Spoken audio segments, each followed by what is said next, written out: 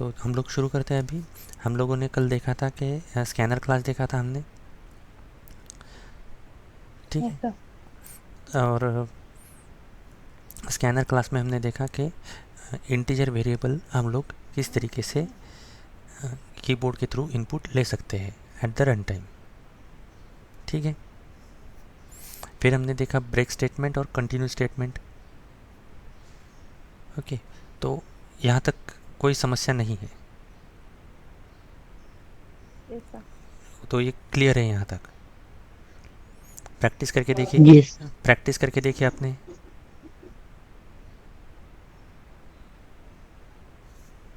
No practical sir, नहीं ये किया लेकिन पढ़ा है। ठीक है, प्रैक्टिस करना ज़रूरी है। प्रोग्रामिंग थोड़ा प्रैक्टिस बिना नहीं होगा ये। विदाउट प्रैक्टिस नहीं होगा प्रोग्रामिंग। जब तक आप प्रैक्टिकली इम्प्लीमेंट नहीं करेंगे प्रोग्रामिंग को, तो ये ज़रूरी है प्रैक्टिकल इम्प्लीमेंटेशन, ठीक है। तो चलिए, फिर भी हम लोग ऐसा ऐसे कोशिश कर रहे हैं कि एक आध हमारा जैसा टॉपिक होता है वैसे ही तुरंत उसका प्रोग्राम हम लेक्चर में ही कवर करने की कोशिश करते हैं, ताकि आप जो ऑनलाइन पढ़ रहे हैं तो आपको कुछ समस्या ना हो, यस सर। ठीक है। तो आज हम देखते हैं कि स्कैनर क्लास के थ्रू हम लोग कैरेक्टर वेरिएबल को कैसे इनपुट ले सकते हैं, ठीक है। डायरेक्टली हम लोग प्रैक्टिकली एग्जांपल देखेंगे इसका, और फिर हम लोग आगे एक नया टॉपिक सीखेंगे कि क्या कर सकते हैं हम स्विच केस के ज़रिए, ओके। मैं स्क्रीन शेयर करता हूँ। Sir one question. जी sir Java package, sir package थोड़ा सा एक्सप्लेन करिए वो क्या होता है जी, सर। कल क्या हुआ एक्चुअली, मैंने बता दिया आपको पैकेजेस के बारे में, लेकिन मुझे भी ऐसा लगा कि हम लोग बहुत फास्ट चले गए पैकेजेस के बारे में। तो हम लोग एक स्पेशल लेक्चर रखेंगे पैकेजेस के लिए। तो अभी मैं आपको बताता हूँ कि पैकेजेस क्या होता है। कि पैकेजेस जस्ट फॉर अभी के नॉलेज के लिए हम लोग इतना डिस्कस कर लेते हैं कि पैकेजेस क्या होता है। कि packages collection of similar kind of classes, एक जैसे क्लासेस का इंटरफेसेस का पैकेज एक कलेक्शन होता है, ठीक है। मतलब यस सर। अ, अगर हम लोग रियल लाइफ से इसको कंसिडर करें तो मान लीजिए कि एम एक क्लास है, ओके, यस सर। ठीक। तो उसमें सागरिक है एक क्लास है, रितिका पांडे एक क्लास है, प्रशांत यादव एक क्लास है, ठीक है। Yes sir. ओके, तो ये क्या हो गए, तो ये सिमिलर काइंड ऑफ क्लासेस एक जगह इकट्ठा एक जगह कलेक्ट हुए, तो it's a collection of package. अगर collection of classes is called package. अब मान लीजिए कोई एक बंदा है, वो अच्छे से गा भी सकता है, अच्छे से डांस भी कर सकता है, परफॉर्मेंस उसका अच्छा है, स्टेज पे वो जब भी आता है तब वो मतलब पूरा छा जाता है एकदम। तो क्या कहते हैं हम उसे, यार ये एक कंप्लीट पैकेज है, एंटरटेनमेंट यस पैकेज है सर। ये, ओके। Yes sir. तो सिमिलर काइंड ऑफ यहाँ पे भी यूज़ होता है कि क्लासेस क्या है, क्लासेस सिमिलर सॉरी पैकेजेस क्या है। पैकेज क्या होता है कि जो सिमिलर क्लासेस होती है, एक जैसी क्लासेस का कलेक्शन या इंटरफेसेस का कलेक्शन, उसे पैकेजेस कहा जाता है, ओके सर। ठीक है। जी सर।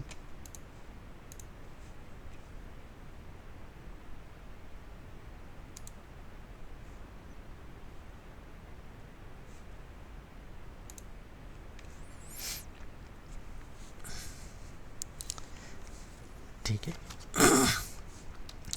तो हम लोग एक क्लास हम लोग अ, काम करते हैं कि पहले कैरेक्टर के थ्रू इनपुट कैसे लेते हैं स्कैनर क्लास के थ्रू, ये देखते हैं, ठीक है।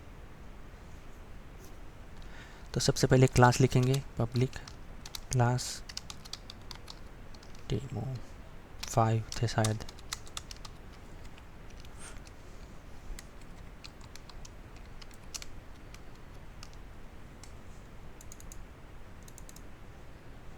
ओके।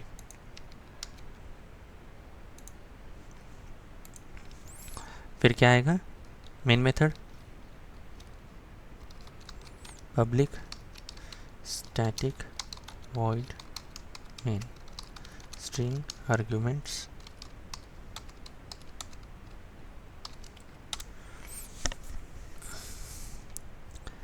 ठीक है, तो हमें क्या लेना है, एक कैरेक्टर टाइप वेरिएबल। तो हमने लिखा कैरेक्टर ch। अब कैरेक्टर टाइप वेरिएबल हमने अगर इनिशियलाइज डिक्लेयर करते वक्त ही इनिशियलाइज कर देंगे तो कैसे होगा ये, तो ये सिंगल कोट में देते हैं हम। मान लीजिए कि हमने ए दिया इसे, तो ये देखिए ये इनिशियलाइज हो गया। अब इसे प्रिंट करके भी देखते हैं, सिस्टम डॉट।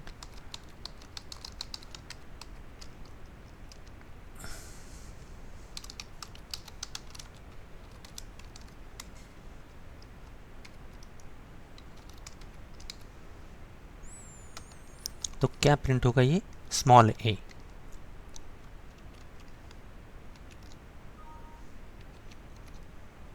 ठीक है, प्रिंट हो गई ये। अब हमें यही चीज़ क्या करनी है, स्कैनर क्लास के थ्रू हमें इनपुट लेना है, कैरेक्टर इनपुट लेना है। तो स्कैनर क्लास के लिए हमें क्या करना पड़ता है, पैकेज इंपोर्ट करना होगा हमें।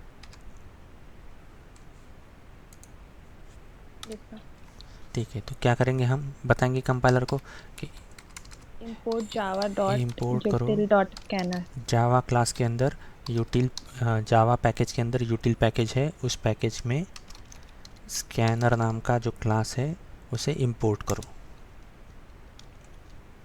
ठीक है, क्या बताया, ऐसे हम लोग कोई भी क्लास इंपोर्ट कर सकते हैं। कोई भी क्लास इंपोर्ट कर सकते हैं हम हमारा खुद का भी पैकेज बना सकते हैं।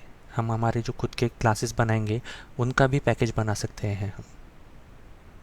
मान लीजिए कि जी, सर तो कैसे पता चलेगा कि अलग अलग, जैसे ये वाला स्कैनर हमने इंपोर्ट किया तो इसका क्या यूज है फिर हाँ, बाकी सब। तो जब हम इसको प्रैक्टिस करेंगे ना तब पता चल जाएगा हमें। जब हमें बहुत सारी प्रोग्रामिंग करेंगे हम तब पता चलता है। अब क्या होता है कि बहुत सारे ऐसी क्लासेस हैं, जैसे जैसे मैं उस दिन बताया था आपको,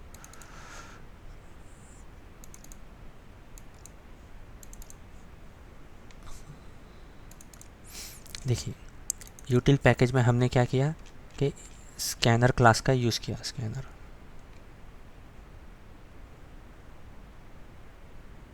ये रहा स्कैनर क्लास। ठीक है, अब इतनी सारी बाकी की क्लासेस हैं। ठीक है, इतनी 116 क्लासेस है यहाँ पे, इस पैकेज में 116 क्लासेस है। लेकिन हमने सिर्फ उसी क्लास का यूज़ किया है जो हमें चाहिए। अगर हम यहाँ पर यूटिल डॉट स्टार ऐसा लिख दें तो क्या हो जाएगा, हमने हमारे प्रोग्राम में इतने जितनी सारी क्लासेस है उन सारी क्लासेस को इंपोर्ट कर लिया। अब स्टार का मतलब क्या होता है कि हम यहाँ पे जितनी 116 क्लासेस है ये 116 क्लासेस यूज़ कर सकते हैं, इनके मेथड्स हम यूज़ कर सकते हैं। लेकिन हमने अगर हम इस एक मिनट, कहाँ गया,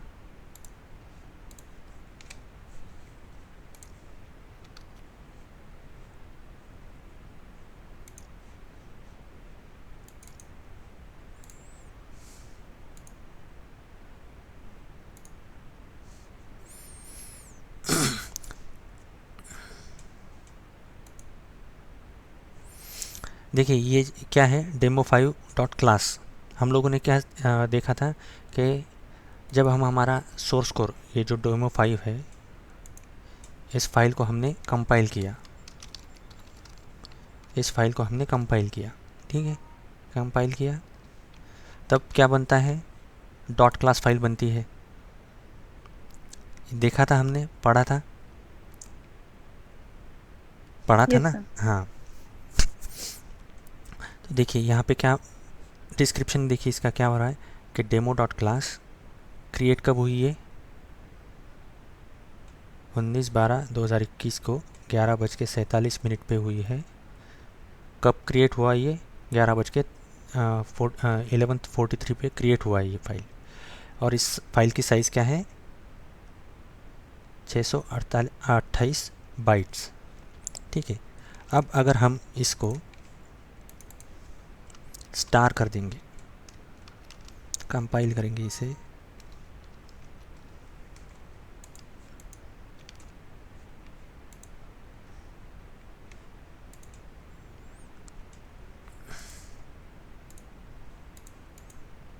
ओह सॉरी, यहाँ पे नहीं हुआ changes.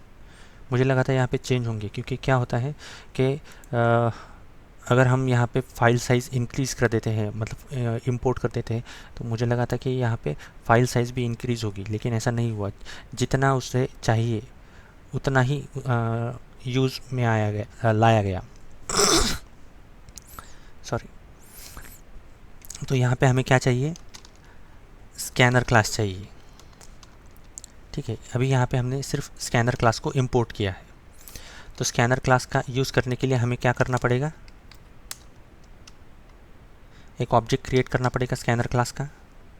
Yes sir. Scanner let's से sc is equals to new scanner system dot in. तो हम लोगों ने कल डिस्कस किया था ये कि क्या हम यहाँ पे क्या बता रहे हैं, जैसे ही असाइनमेंट ऑपरेटर आता है तो कंपाइलर क्या करता है, राइट साइड पहले एग्जीक्यूट करता है। तो ये पहले एग्जीक्यूट हुआ। ठीक है, तो क्या बताया, न्यू। तो पता चल गया कि न्यू ऑब्जेक्ट बनाना है। किसका बनाना है, तो स्कैनर का बनाना है। क्या काम करेगा ये, तो सिस्टम से इनपुट लेगा। ओके ठीक है, फिर ये जो नया ऑब्जेक्ट बना, यहाँ पे जैसे ही सेमीकोलन आया तो ये राइट साइड कंप्लीट हो गई।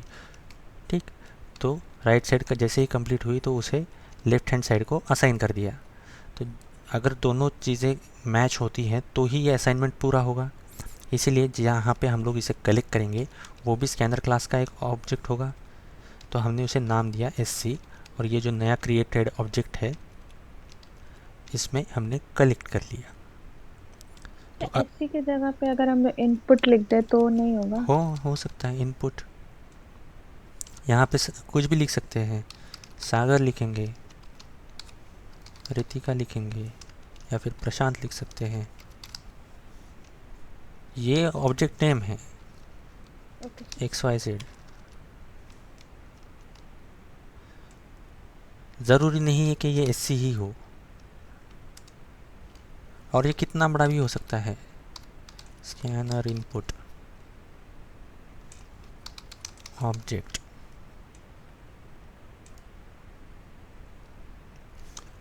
लेकिन क्या होगा, जब भी हमें इसे यूज़ करना होगा तो हमें इतना सारा लिखना पड़ेगा। Yes sir. मतलब अगर हमें मान लीजिए कि कोई इंटीजर वेरिएबल लेना है, integer a is equals to, तो हमें क्या करना होगा, scanner input object dot next int, ऐसा लिखना होगा, तब जाके ये ऑब्जेक्ट यूज़ में आएगा इस मेथड के लिए। जो ऑब्जेक्ट है उसका नाम हम हमारे सुविधा के हिसाब से दे सकते हैं, जो हमें ठीक लगे। अब मान लीजिए हमारा कोई प्रोग्राम है जिसमें बहुत सारे हमने ऑब्जेक्ट्स डिफ़ाइन किए हुए हैं। अब अगर हम SC ऐसा कुछ ऑब्जेक्ट लेते हैं, छोटा सा अगर हम कोई ऑब्जेक्ट लेते हैं, पता कैसे चलेगा, तो उस समय क्या होता है कि जब हमने नेमिंग कन्वेंशन देखा था, नेमिंग कन्वेंशन इसीलिए ज़रूरी है ताकि प्रॉपरली नाम आए, पता चल जाए कि ये किस लिए यूज़ हो रहा है, ये ऑब्जेक्ट किस लिए यूज़ हो रहा है, ये मेथड किस लिए यूज़ हो रही है। ठीक है, इसी वजह से नेमिंग कन्वेंशंस फॉलो करने चाहिए। तो यहाँ पर हम चलिए हम लोग लेते हैं SC इनपुट। अब ठीक है, ये स्कैनर इनपुट हमने एक ऑब्जेक्ट ले लिया। तो अब हम कहते हैं कि एक मैसेज प्रिंट करना है हमें कंसोल स्क्रीन पे। तो कंसोल स्क्रीन पे अगर मैसेज प्रिंट करना है तो हम किसके ज़रिए प्रिंट करते हैं, एक मैसेज प्रिंट करना है हमें कि enter any character.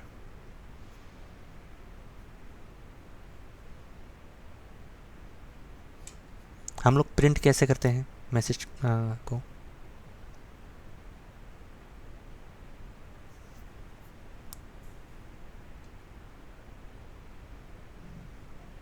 Yes sir. हम लोग प्रिंट कैसे करते हैं?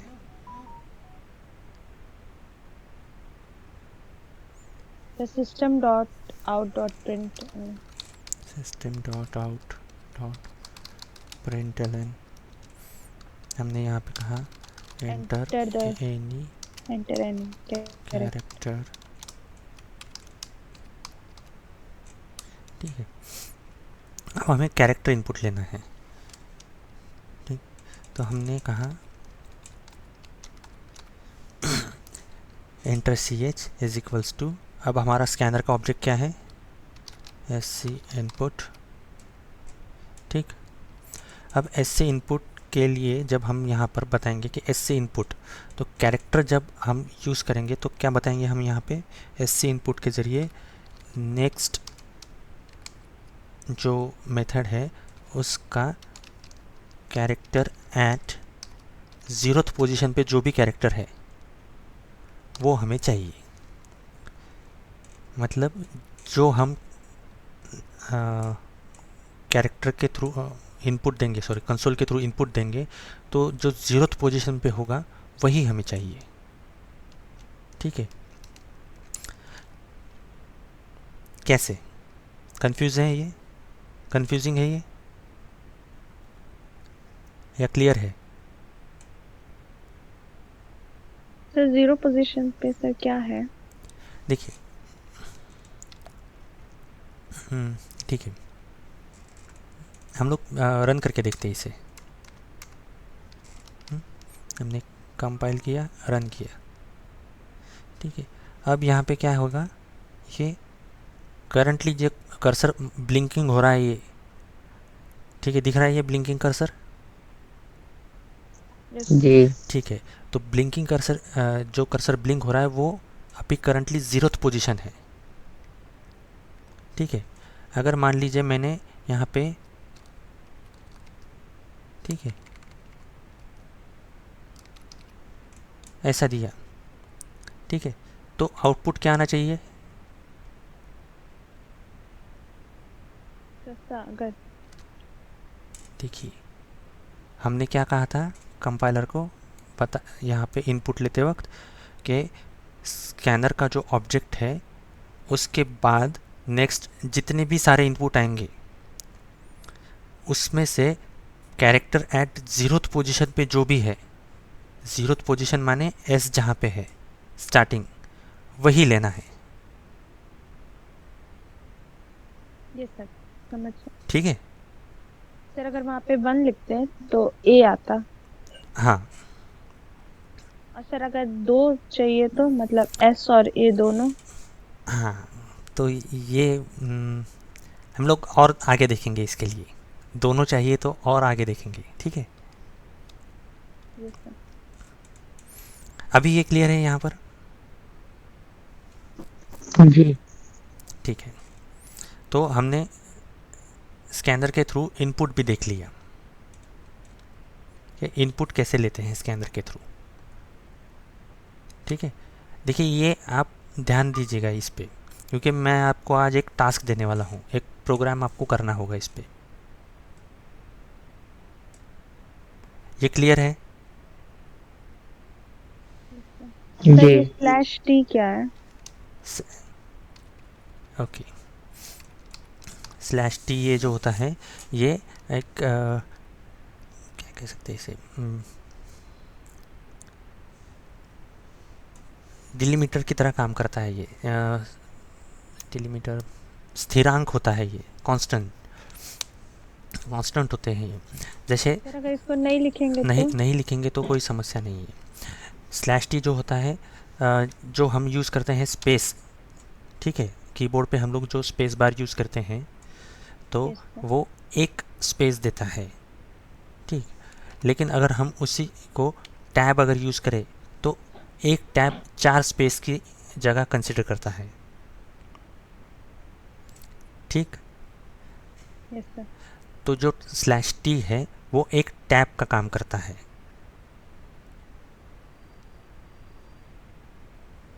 Yes sir. मान लीजिए कि आपने यहाँ पे लिखा print system dot out dot print. ठीक है।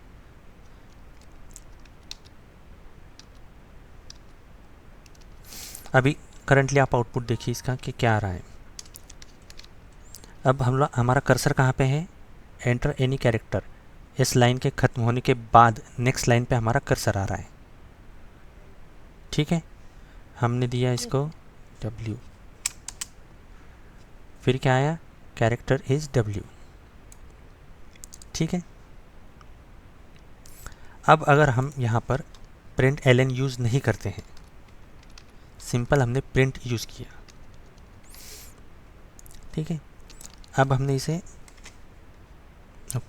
हमने इसे फिर से कंपाइल किया, रन किया। अब देखिए हमारा कर्सर कहाँ पर है। उसी लाइन में आगे टैब देके, एक टैब का यूज़ करके हमारा कर्सर है। देखिए पहला जो आउटपुट था हमारा वो कहाँ था? वो नीचे आ रहा था, क्योंकि हमने क्या यूज़ किया था? Println. Println. ठीक है। तब हमने यूज़ किया था टैब, तब भी हमने यूज़ किया था टैब, लेकिन वो तब काम हुआ क्या? वो नहीं हुआ, यूज़ में नहीं आया। ऐसा क्यों हुआ? क्योंकि हमने न्यू लाइन पे कहा था कि एंटर, जो भी मैसेज है वो न्यू लाइन पे एंटर करो। ठीक है। तो उसने क्या किया? ये पूरा एक स्टेटमेंट है, ये न्यू लाइन पे प्रिंट कर दिया, और जो इनपुट है वो नेक्स्ट लाइन पे लिया। ठीक है। अब जब हमने उसे सिर्फ प्रिंट कहा है, तब क्या हुआ है? तब उसने एक ही लाइन पे उसे लिया है और एक टैब देके, ये यहाँ पे यूज़ हुआ है स्लैश टी, तो एक टैब की जगह हमने टैब देके हम यहाँ पे इनपुट ले सकते हैं।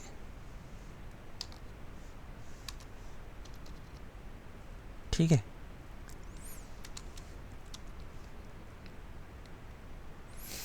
अब हम अगर यहाँ पे देंगे, एंटर देंगे, तो आउटपुट कहाँ आएगा? ये जो कैरेक्टर इज W है, ये कैरेक्टर इज P आएगा ना। यहाँ पे अभी हमने यहाँ पे P दिया है, तो आउटपुट कहाँ आना चाहिए?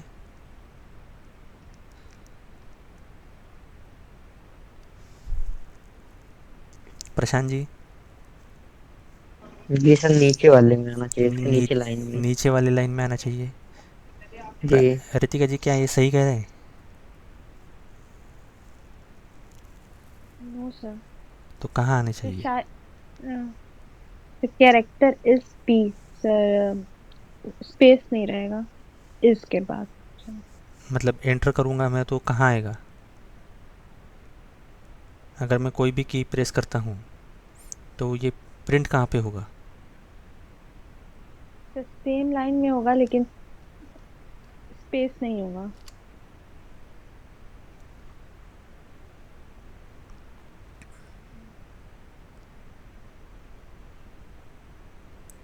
ठीक है। जो यहाँ पे प्रेस एनी की टू कंटिन्यू आ रहा है वो कंटिन्यू आ गया यहाँ पे। क्या हुआ? हमने यहाँ पे कीबोर्ड से इनपुट लिया, फिर हमने यहाँ पे system dot out dot print कहा, और फिर ये कैरेक्टर यहाँ पे प्रिंट हो गया जो हमने यहाँ पे इनपुट लिया था। अब अगर हम यहाँ पर बताएंगे कि मान लीजिए स्लैश एन, और यहाँ पर भी अगर हम स्लैश एन देते हैं, तो स्लैश एन क्या है? New line.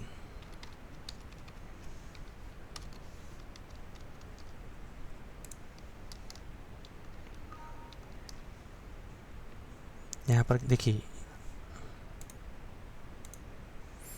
जैसे कि ये पूरा सट के आ रहा था यहाँ पे, अब देखिए यहाँ पे क्या है? एक लाइन नीचे आया है ये। ठीक यस है। सर। तो क्या हुआ? ये न्यू लाइन पे आया, और क्या हो रहा है? ये उसी, हमने अभी भी प्रिंट ही यूज़ किया है, एलन का यूज़ नहीं किया, प्रिंट एलन का यूज़ नहीं किया। इस वजह से क्या हुआ है? ये टैब भी यूज़ हो रहा है। तो ये टैब भी यूज़ हो रहा है, हमने लिखा एम। अब फिर क्या होगा, न्यू लाइन पे क्या आएगा, कैरेक्टर इज एन एम। देखिए कैरेक्टर इज, ये जो है ये यहाँ से यहाँ तक क्या हुआ, न्यू लाइन पे प्रिंट हुआ। और फिर हमने यहाँ पे क्या बताया कि फिर यहाँ से न्यू लाइन पे प्रिंट करो। तो ये जो सी एच है जो कि हमने एन एम दिया था, कैरेक्टर इज एक लाइन पे हुआ, और ये जो एम है ये न्यू लाइन पे प्रिंट हुआ।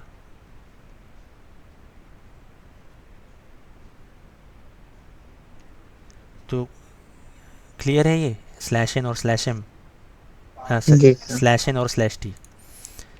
Yes sir. ठीक है। आ,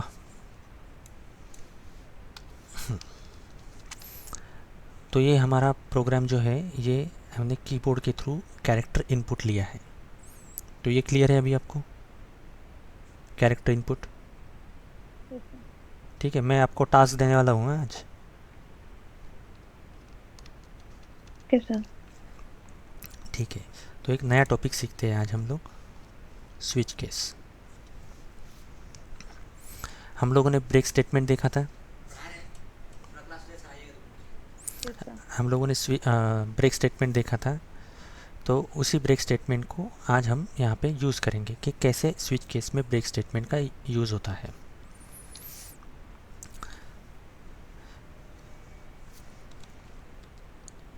ठीक है, तो स्विच स्टेटमेंट क्या है, स्विच केस स्टेटमेंट में एक एक्सप्रेशन होता है और उससे रिलेटेड कुछ केसेस होते हैं। जो केस उन एक्सप्रेशन को डिक्लेयर किए हुए वेरिएबल से मैच होती है, तब आउटपुट में प्रिंट होता है ये।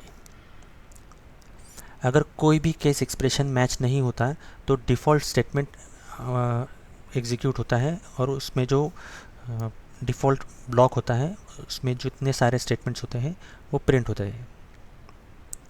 ठीक है, लेकिन हर केस में यहाँ पर ब्रेक कीवर्ड का यूज़ हमें करना पड़ता है।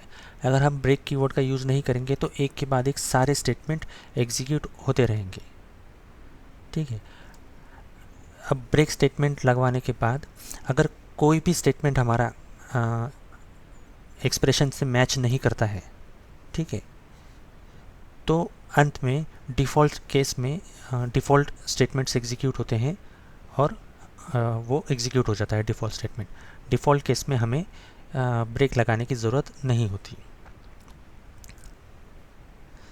ठीक है, अब हम क्यों यूज़ करते हैं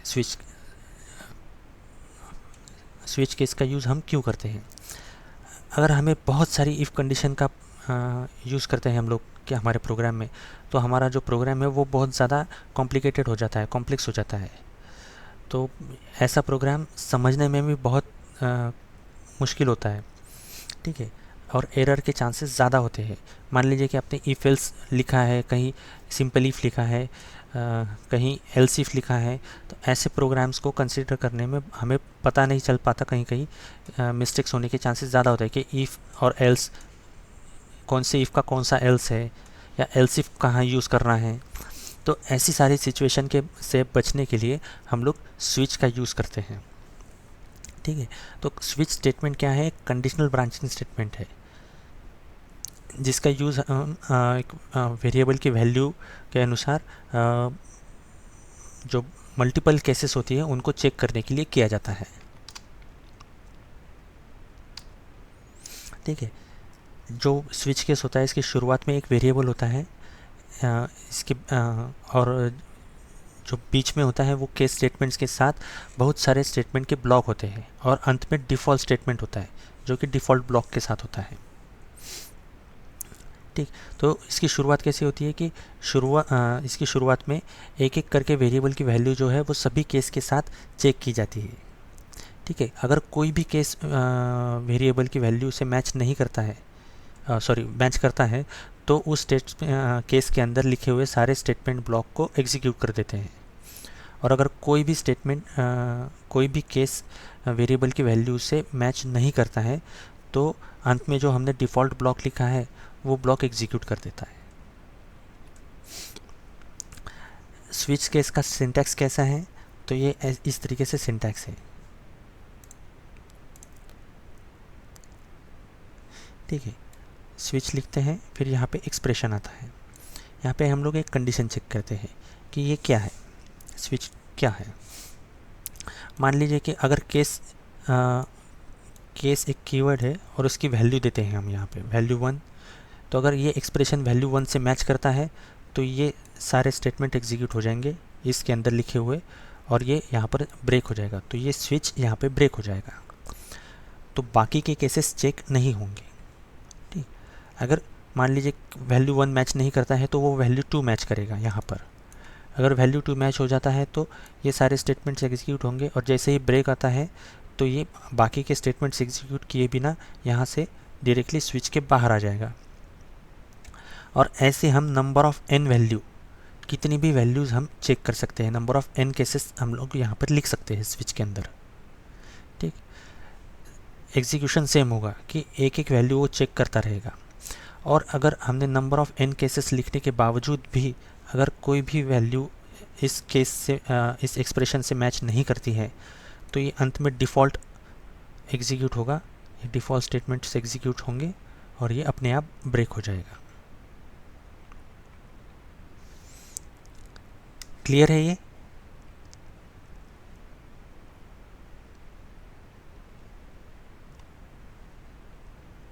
हेलो, सर एक बार और बताइए। ठीक है। देखिए स्विच स्टेटमेंट क्या करता है, यहाँ पे स्विच स्टेटमेंट एक एक्सप्रेशन लेता है, यहाँ पे एक एक्सप्रेशन चेक किया जाएगा।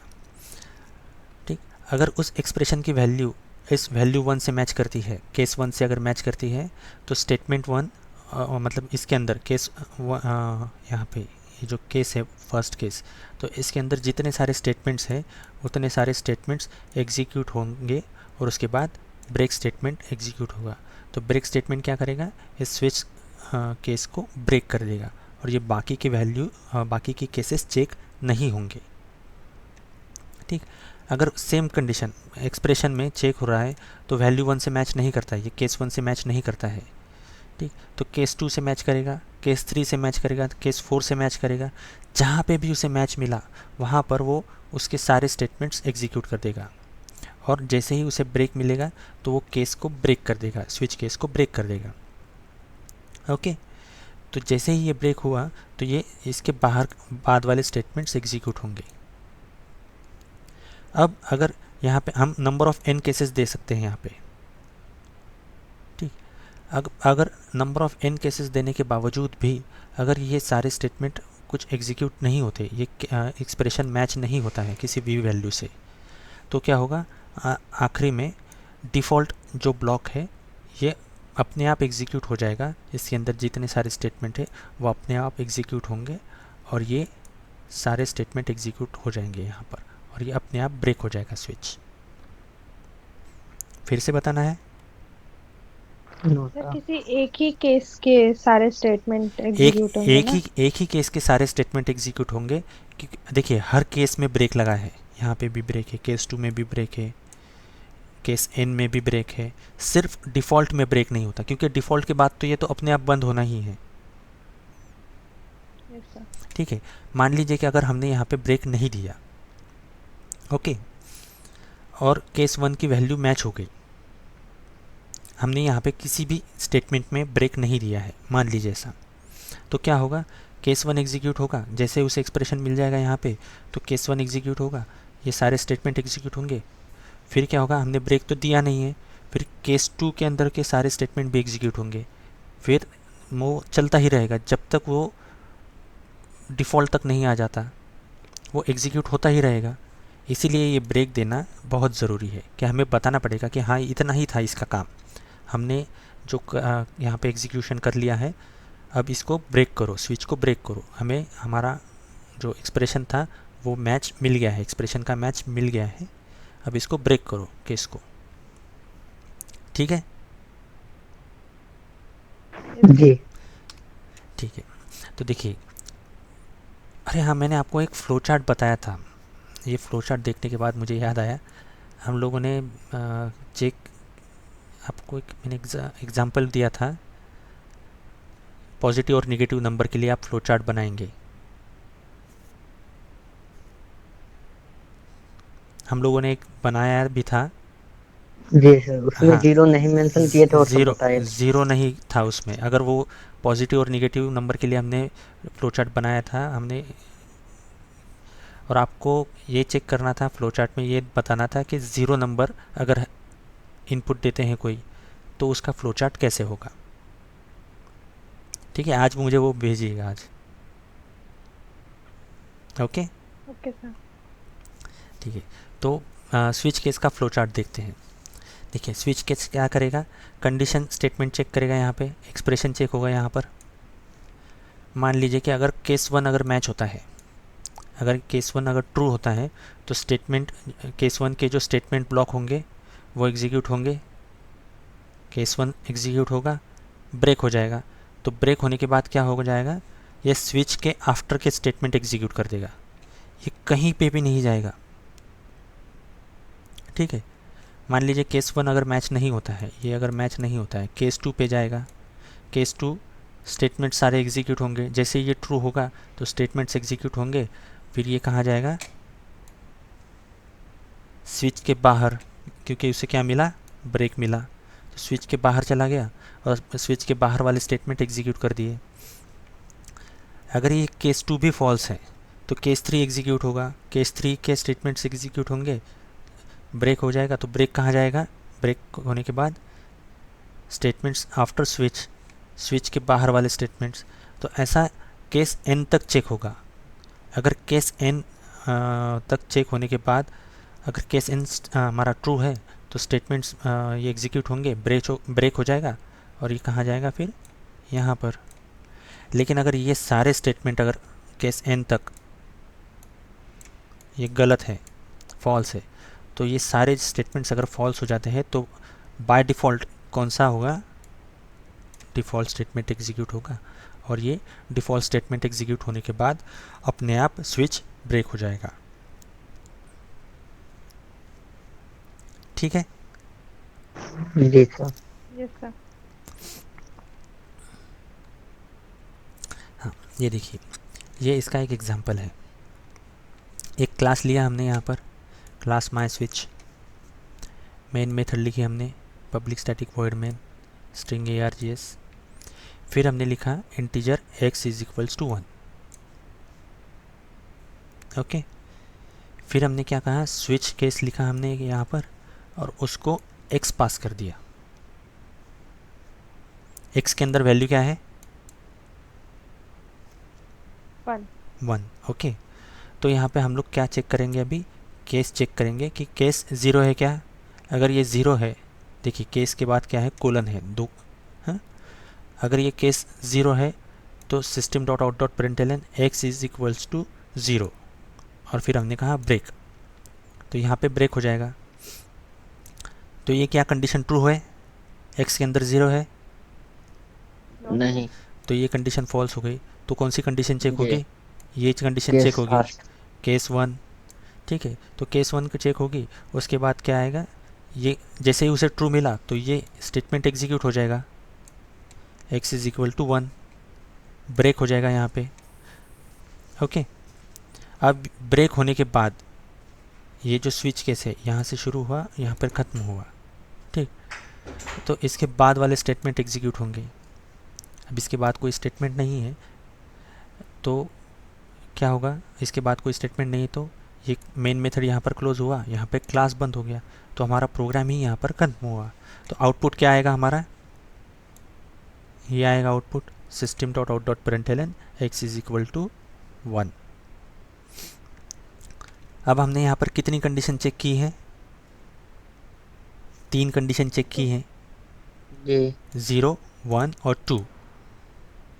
Yes sir. ठीक है, अगर मान लीजिए कि हम लोगों ने इनपुट में यहाँ पर 3 दिया, x इज इक्वल टू हमने यहाँ पे 3 दिया, 3 दिया, तो आउटपुट क्या आएगा हमारा,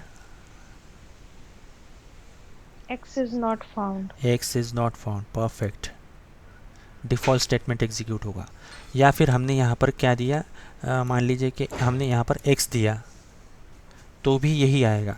हमने यहाँ पे कोई @ सिंबल दे दिया हमने कहा, या फिर कोई सेमीकोलन दे दिया। 0 1 2 के अलावा कुछ भी सॉरी प्रिंट यहाँ पे करेंगे तो नहीं नहीं, सॉरी यहाँ पे इंटीजर है तो यहाँ पे क्या होगा, ये सारी चीज़ें नहीं आएंगी। सॉरी सॉरी, अगर हम यहाँ पर कैरेक्टर लेते हैं, देखिए स्विच केस की एक खासियत है, यहाँ पर दो ही डेटा टाइप काम करते हैं स्विच केस में, या आइदर इंटीजर काम करेगा या कैरेक्टर काम करेगा। ठीक है, बाकी के डेटा टाइप्स यहाँ पर काम स्विच केस के अंदर काम नहीं करेंगे। डबल काम नहीं करता, फिर यहाँ पे लॉन्ग काम नहीं करेगा, और कोई डेटा टाइप यहाँ पर काम नहीं करेगा।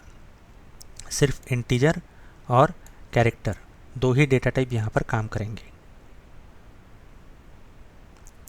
ठीक है, तो जब अगर हमने कैरेक्टर लिया है तो कैरेक्टर हमें यहाँ पे सिंगल कोट में लेना होगा। मान लीजिए कि हमने अगर कोई कैरेक्टर इनपुट लिया है, character ch is equals to, हमने दिया सिंगल कोट में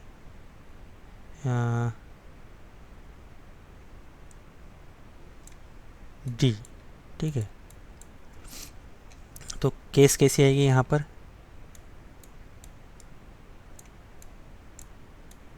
केस सिंगल कोट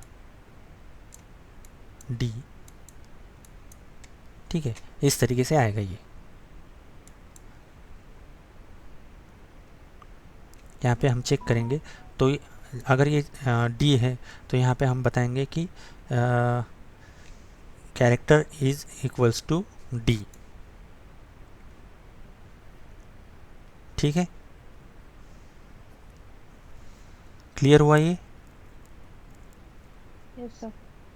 प्रशांत जी? जी सर। ठीक है,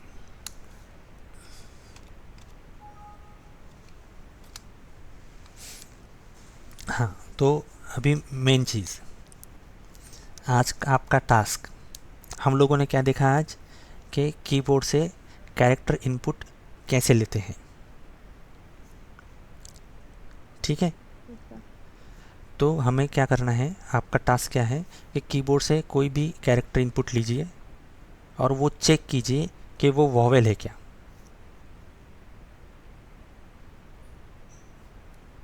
वॉवेल कौन से होते हैं? A E I A O E U। I O U. बस इतना ही चेक करना है आपको स्विच केस के ज़रिए। ठीक है,